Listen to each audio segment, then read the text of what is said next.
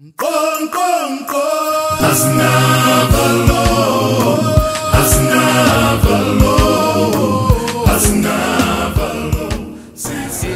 eyenzakalayo la eMlazi sinenkinga yokuthi kunokuphazamiseka nje kokulethwa kwezidingo zomphakathi emphakathini ngenxa yale group ebizwa ukuthi udela ngokubona esabisa zonke inkontraka ezifikayo la ngabe inkontraka zamanzi, inkontraka kagesi nezinkontraka zikadoti.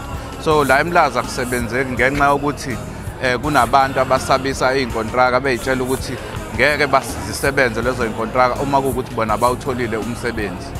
Ikakhulukazi amathenda ngoba yibona abafuna ukuthi basebenze la eMlazi.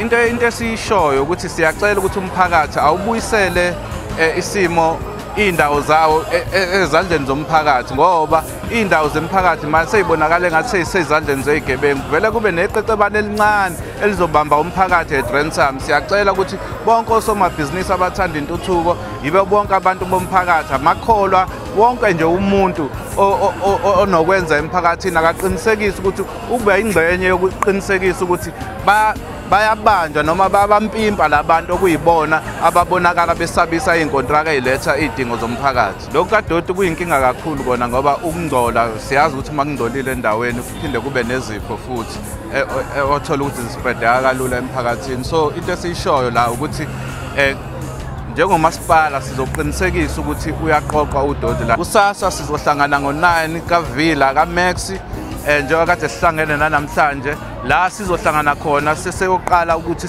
siyoqoqa udoti kuyo wonke uMlazi namaphoyisa. Siyanxenxa ukuthi nibe khona nonke. Usebenza kanzima sesiyaqhubeka siqhubela phansi imigwaqo